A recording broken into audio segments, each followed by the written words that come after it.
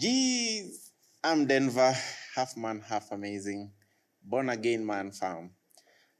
And we have yet another episode of At His Feet podcast. This is Steadfast Pursuits, where we not only seek to know God and make him known, but also to pursue him in our daily lives.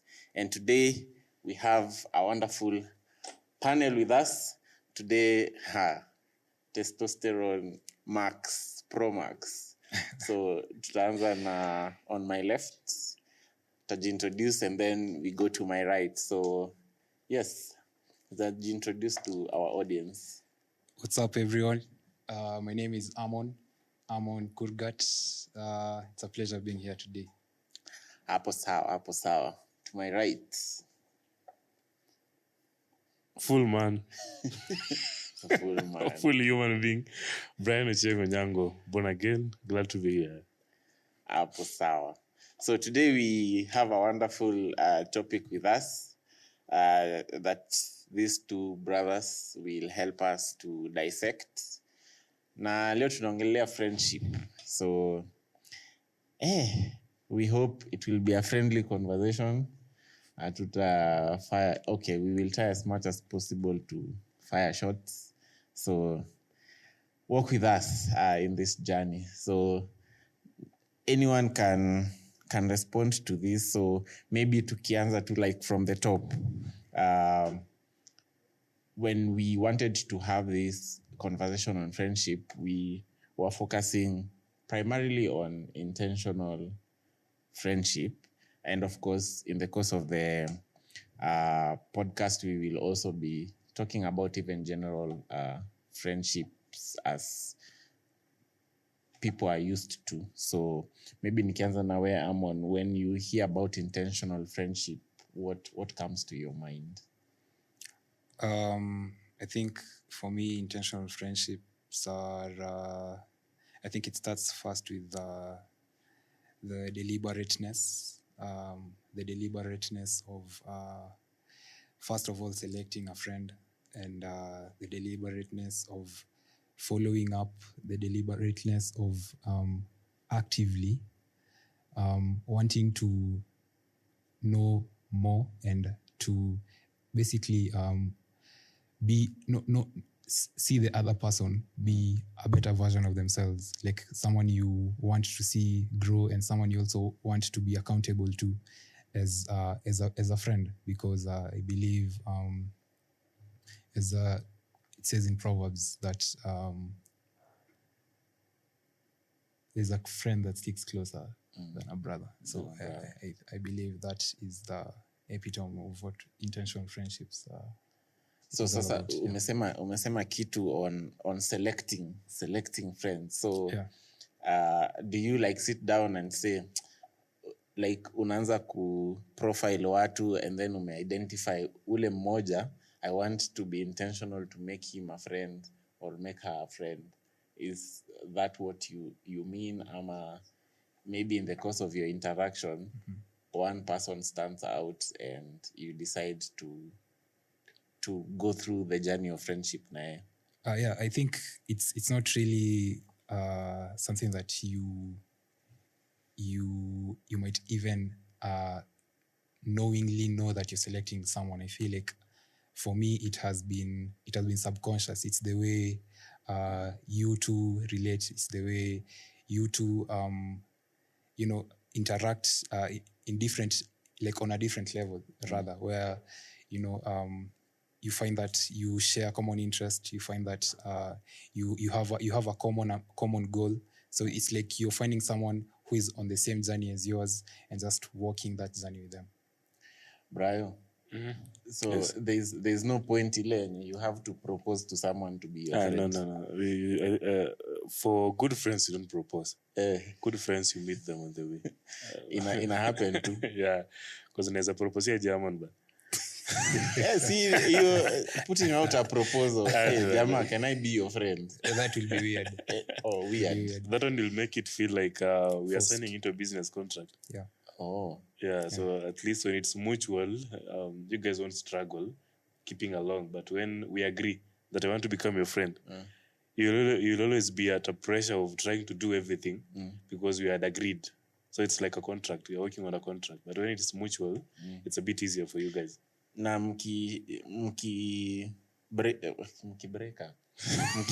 mkiacha kukua friends, do you now have to do it officially ama pia hiyo ni the same way inaisha tu like ikifade? Okay, apparently I think like tukigrow up ulikuwa unaambianga tu mse tumeishanwa friends. So maybe now for people who now understand you're all grown up and all that, when there's conflict and seemingly you have to end this now, it gets to a point where unaanza kusema ati sasa tumeishana officially ama pia hiyo inapotea hivyo vile ilianza. Okay, thinking on that, I think personally, on a personal level, I think I'm a person who really pushes for friendships. I really try to make it last longer because I don't believe that I don't hold the belief that friends can part ways because things are mendable. We can mend up things. As much as sometimes I might cross your line, we might cross boundaries, we can mend up things and bring back together. But if you part ways with somebody, they were not your friend. Okay. I think I'll still ask a question on that as we progress. So maybe sasa now from your part, like now intentional friendship, do you now hold to what Amon has said, ama you have a contrary opinion, ama from your perspective, what would it be?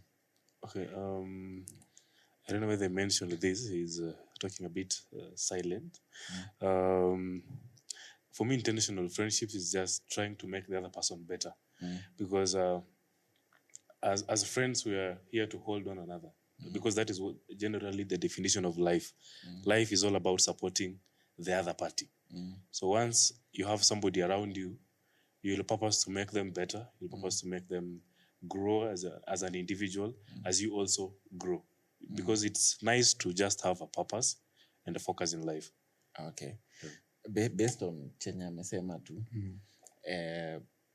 would you say friendship is also now from your perspective and not like two people point of view, should we have the attitude of it's a two-way traffic? So if I am not getting maybe any benefit coming from the second person, then history, we are not friends. Yeah, I think generally speaking, all relationships are in some way transactional. Not in some way, but all relationships are transactional because it's usually a give and take. So if for me as a person, I do not see the benefit in us conversing, or rather, if I feel like I am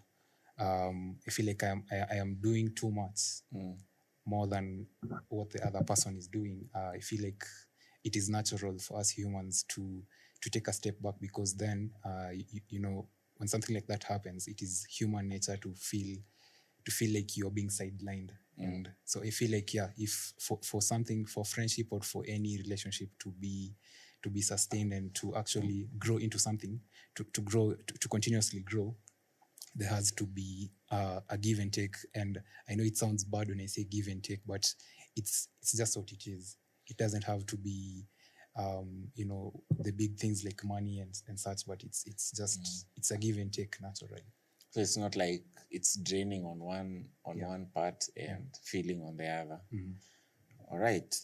So sasa, now Pia, we got the two of you here because the two of you are friends. I don't know how to categorize you. Is it maybe by the construct of society that you're best friends, ama you're just friends among the many friends that you have? Okay. Like I could have picked you and anyone else, and still we would have more like similar, maybe the connection that you would have, it's the same that you would have with him. Is it in that sense, or like out of all the friends that you have, he's like the closest ama the best friend? Okay. I think I have many friends, but he stands out in a lot of things. Yeah, so I think our friendship with Amon, I don't think it's just the normal friendship, but it's more of being there for each other, more of standing with each other. Yeah, so I can't compare it with other friendship. There are some things that I'll tell other people, but there are some things that I won't tell them. I'll tell Amon because maybe he'll be able to understand and he'll be able to give me the next thing to do. So hata hiyo pia inaturusha tu kwa swali nilikuwa nayo like to what extent like kuna information ile yenye unasema that unaweza muinform to this extent and not beyond. Like ile he knows a lot about you, but kuna ile hiyo ni tricky, hiyo huwezi mwambia. Okay, so far so good. I can say that I know myself as a very open person, and I've been able to share a lot with him. Sometimes they were so negative. I don't know what impact they had on him. Maybe that's a question you can ask. But I think I've always been so open to him. I can just call him at a random time and just tell him, I'm going through this and this and this and this. So I'll also hear his opinion on that thing. Then just close it there. Because I think one thing we have in common is both of us love talking on phone. So I'll just call him at a random time and we'll talk about it. Juu pia unajua mabeste wengi wakati wana interact like nikiona simu ya beste yangu hivi anafuatilia kitu, there is something he wants and we know we are friends, like tukipatana we are cool and all. Nikiona tu call yake tutasalimiana, unaendelea aje, but sasa atakuja now to the main point, kitu ile yenye alikuwa anatafuta. So maybe from what he's saying kuna like information unaweza patiwa ikue like hiyo hata imekudestabilize wewe, you're like mazee ungefaa kuniambia hiyo story.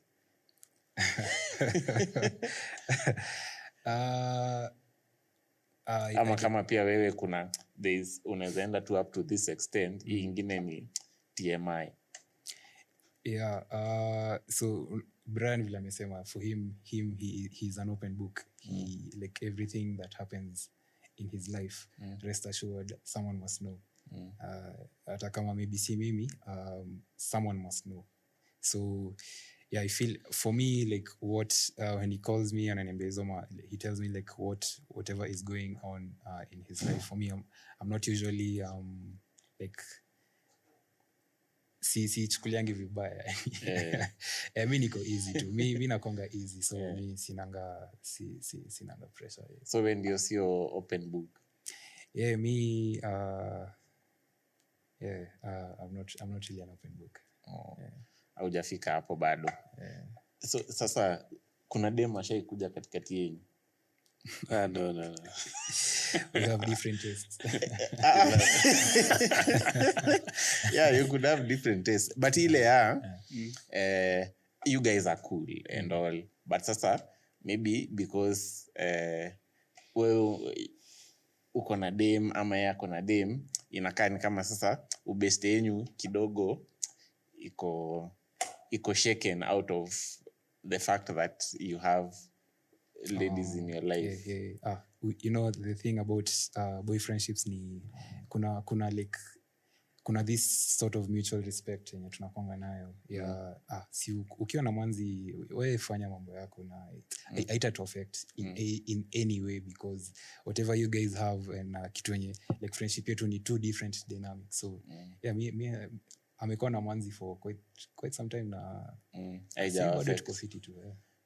Mjaisikia ile tangu mse apate dem ametupa mbogi. Ama maybe hata dem yako labda anafikiria hii ubeste yenyu inakula time yetu wawili. Okay. I do dedicate a lot of time to the person I love. So si lazima useme the person I love, sema tu jina yako. Sema tu my girlfriend. She's going to watch this. He has to. Okay. She will see this. She'll definitely see this. Yeah. Shout out to Bryo's girlfriend. Shout out to Delhi. Unaweza kusema girlfriend watakuwa wengi.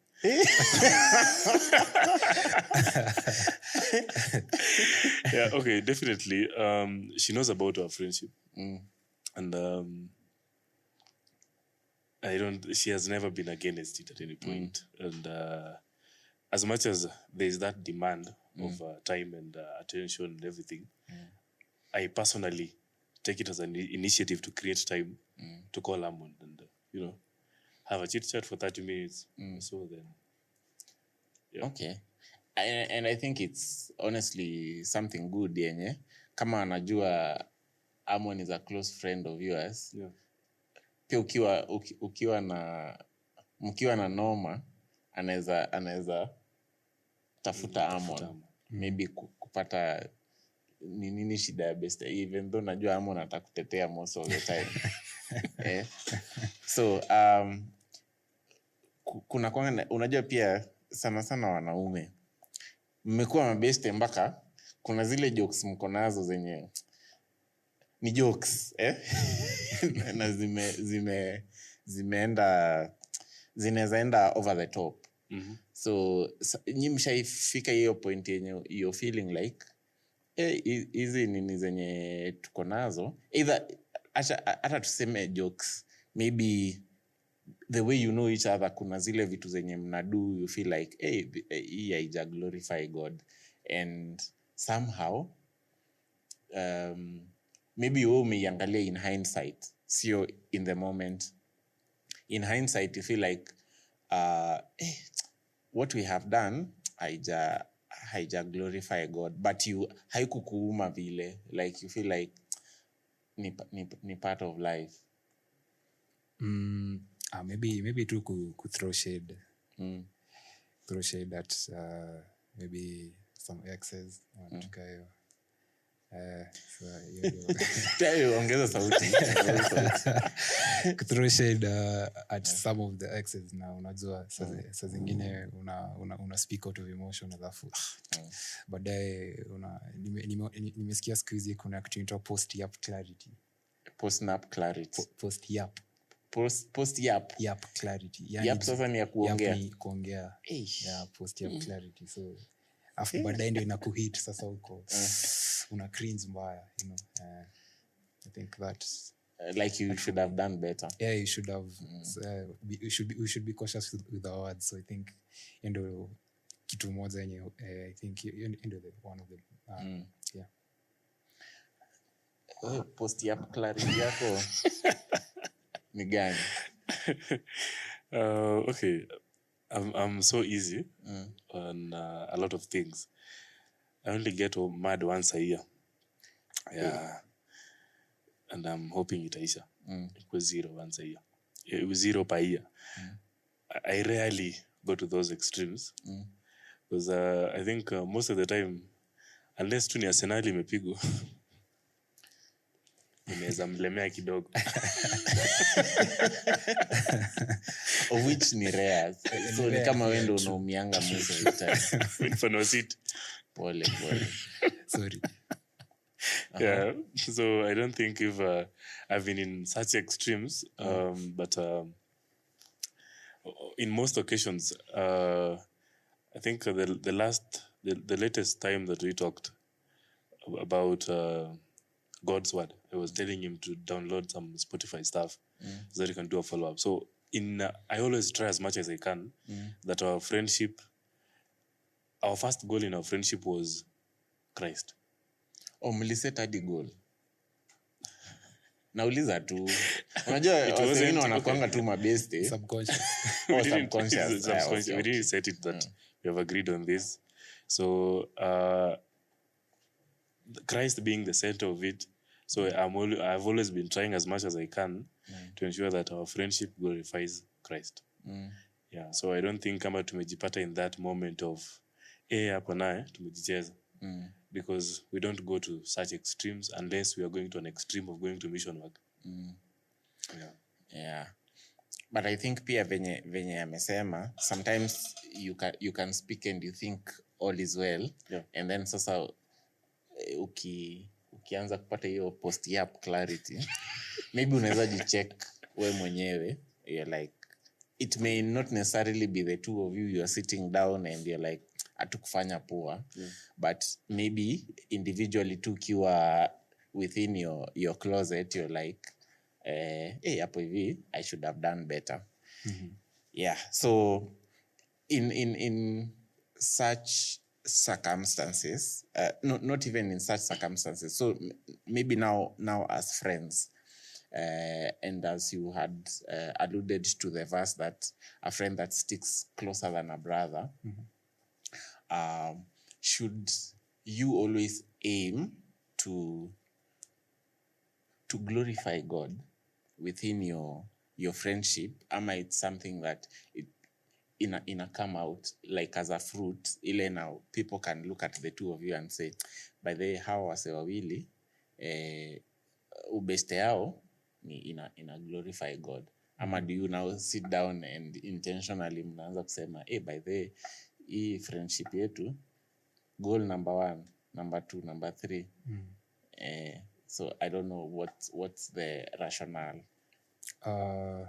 Sisi, me and Brian, we became friends through Pastor Kip. Na ilikuwa Pastor Kip aliona tulikuwa tunapenda vitu the same kama na wale preachers wenye tunasikiza almost the same preachers. Na out of that ndio hiyo friendship ikagrow na imekwanga tu glued by that desire to know more about God. Na I think it is through that na hiyo, this subconsciously just knowing that this is like someone you're accountable to. There's something that Faith spoke about today. Na pia me, it hit hard. The fact that we will have to give an account even of our friendships.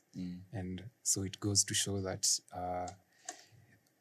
the friendships that we have to be mindful of the fact that we will have to give an account. And on that day, what will matter ni did our friendship build up to this moment? Like, were we preparing for this? Were we really doing what ought to have been done at that time? Yeah, and for those who are watching, we do our recordings on Sunday, and as he's saying, Faith was our preacher today, and she was speaking to us about stewardship, and that is what Amon is referring to, akitupatia hiyo point.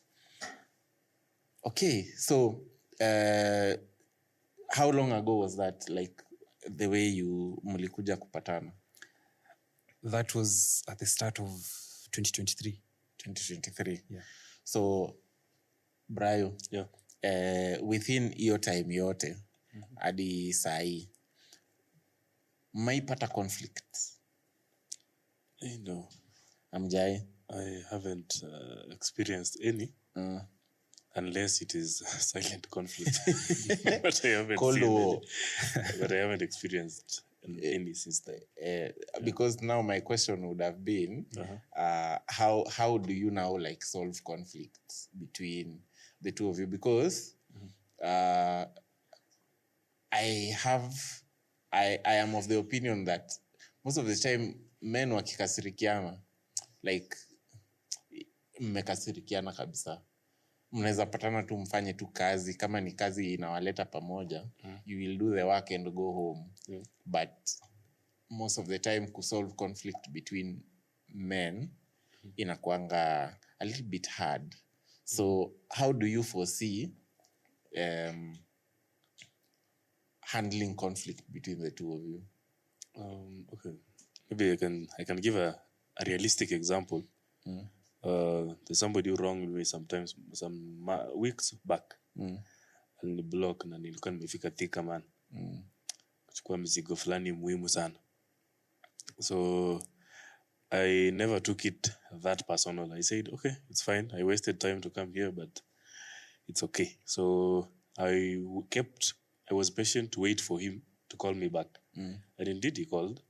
And I was like, it's okay, fine.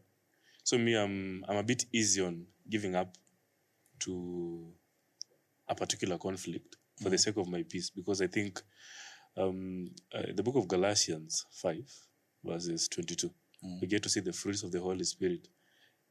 The gift of the fruits. Fruits. One of the fruits of the Holy Spirit is peace, love, So practicing these things personally in life has become something that I do desire every day. So I love to have that peace with everybody. And Amon can be a good witness. I've never been in a conflict with him. Yeah, I choose peace at all times. Good vibes. Yeah. Good vibes. How do you see conflict playing out? I feel like the only way to solve a conflict is through communication and being honest. Kuambia msee we bana hapa bana kuna vile haiku ni nice. I think that is how I foresee, because that is how I have always solved conflict before. Before I used to have a lot of passive aggression where I act ni kama naamua tu wacha ni nyamaze tuishe hivyo, lakini I found that communicating and letting people know is easier, not just for yourself but also for them, because you will give them the opportunity, the space to apologize if they want to, or justify themselves if they want to, but in the long run it will also be for their good, because we all have a conscience, and the conscience in us accuses us every time we do something bad, as I think it's in Romans. And what if none of you, if there's a conflict between the two of you and none of you is willing to cede ground? Like, to you are right. Alafu sasa pia kwa yeye, he is also right. I guess we'll have to wait and find out your time ikifika, but I don't foresee that happening. So okay, yeah, sawa. So sasa kwa nini kwa ubeste unasikianga watu wanasemanga meaningful friendships ni mtu anakujenga in one way or another, and there is this mentality watu wanakuanga ni hiyo ikifika ati kama msee haleti value kwa life yangu na mcut off. Na mcut off.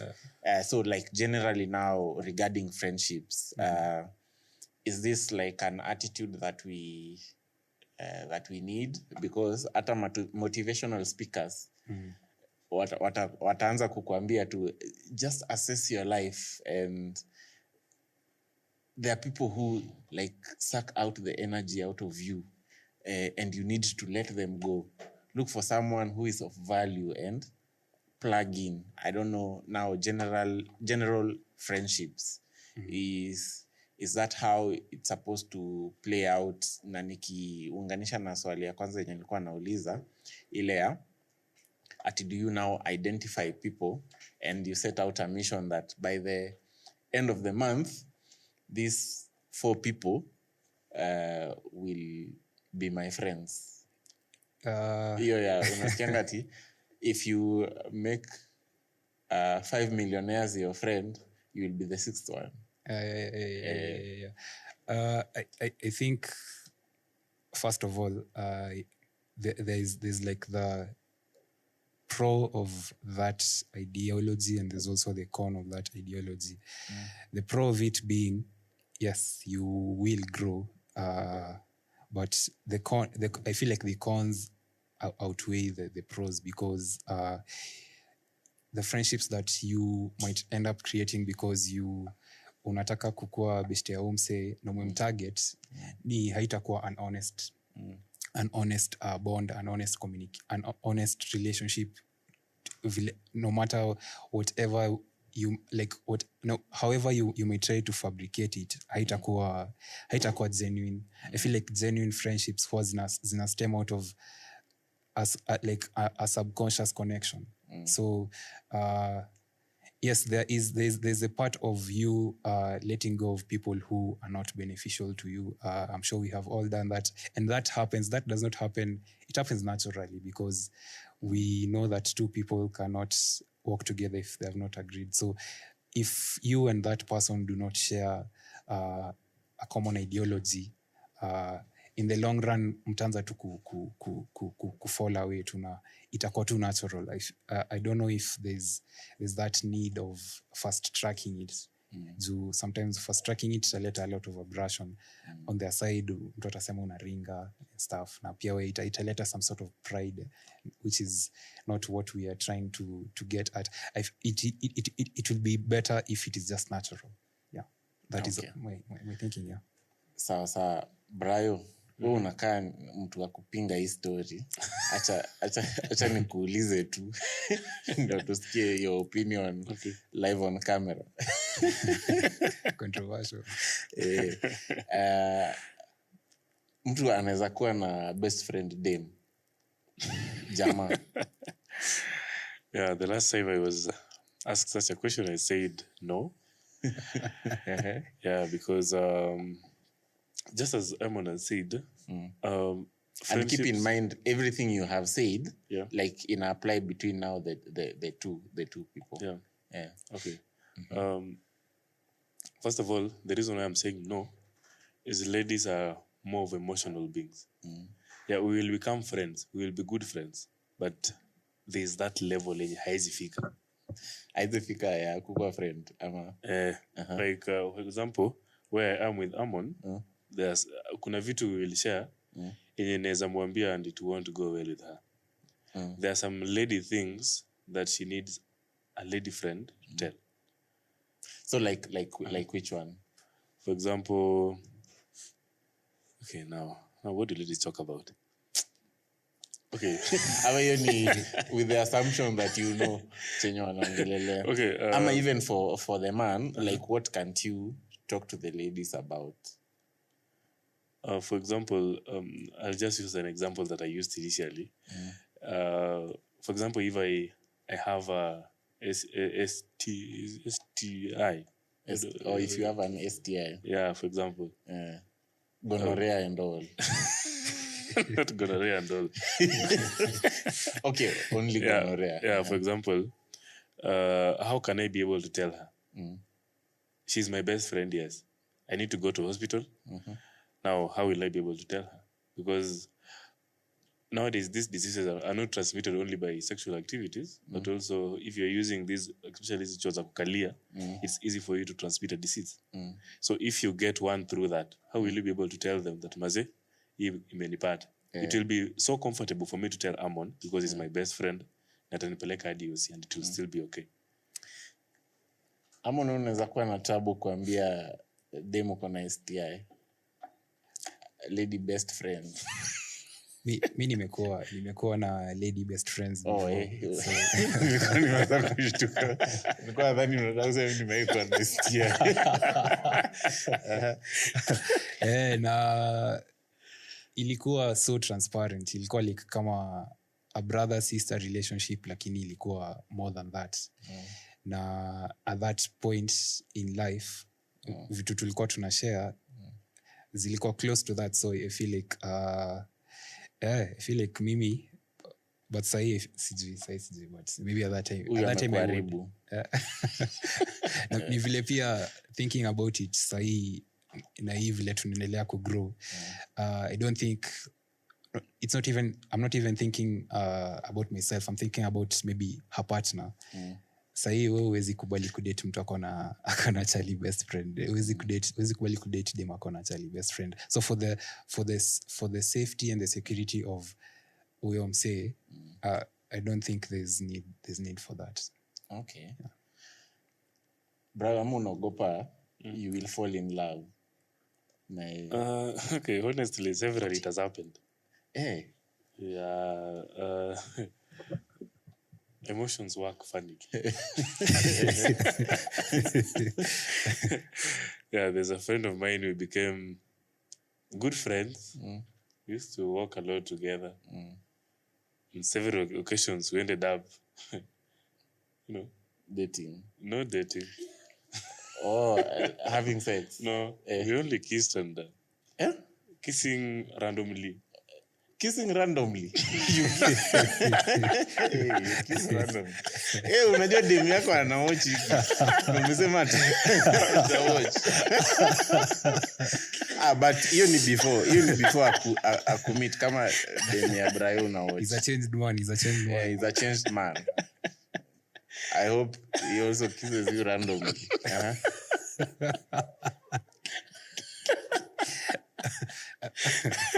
Yeah, so I think having a lady friend might not do you good. Yeah, because there are some things, but it's okay for me to ask someone, hey, unaweza kuja home, at least spend a night at my place. There are some few things we want to discuss. Now, if I have a lady friend. Oh. Okay, I hear you. Good thing in the African perspective, we are very heterosexual. Yeah. So sometimes kuna mtu alikuwa ananiambia ati ukifungiwa na dem kwa room at some point to hata kama ana maybe in your own eyes she's not as beautiful to you, but if you're the two of you anaanza kurembeka pole tu and you give way. Yeah, so I think maybe from what I have picked from all of you, in as much as things happen organically, it also has intention behind it or besides it. Kwa sababu at some point, two of you as men, maybe what would you want to tell the audience out there regarding this issue of friendship? Tuanze na Amon, tumalize na Brayo. I think when it comes to friendship, I believe that we have to be deliberate. We can't be superficial about the people we choose to allow to be close to us, because very much so, the people we have around us are going to shape who we are, whether we like it or not. So I think we should reflect on our lives, reflect on what we want, and try to allow those people who you feel align with what you want in life to be close to you. Allow those kinds of people to be close to you, and in the long run, it's going to be beneficial. Hapo sawa, Brayo. Okay, personally, what I can give our viewers and listeners about friendships is basically you fight the fight to make your life the best. And through fighting means that you bring the best people around you. You keep yourself with the best company in order to ensure that the investment you're making, the investment that you are doing for yourself is the best for your future, because your friends will build you and your friends might destroy you. So as you are trying to make friends, as you are growing in life and everything, try and ensure that those people who are around you are people of quality. Not that you start choosing, but also carry yourself with quality, and you will attract good quality. Because if you carry yourself with a lot of you're just a bad quality, you'll also attract exactly what you are. So if you specifically invest on yourself to have good character, to have good behavior, well-mannered, you'll also attract people who are well-mannered, and you will mutually benefit one another without even agreeing that we want to benefit one another. So I think people should be intentional about friendships and ensure that you attract the good quality that you are. So make yourself the good quality first, and then you'll get the good quality. Hapo sawa. Asanteni sana. For me, I would want to tell all of you that mtu ni watu. So you don't have to maybe isolate yourself from community. Make as many friends as possible, but also have a close friend that you're able to open up to when things go south or bad for you, that you're able to let things out and someone is able to listen to you and help whenever it's needed. So thank you so much for honoring our invite. This segment has definitely been oozing sauce, and we hope that going forward, we will continue to have such rich conversations and be able to pursue God in our daily living, as our segment is referred to as steadfast pursuit. So until the next episode, it has been an absolute honor to host and moderate this session tonight, as at the time of recording. So may God bless you, and see you in the next one.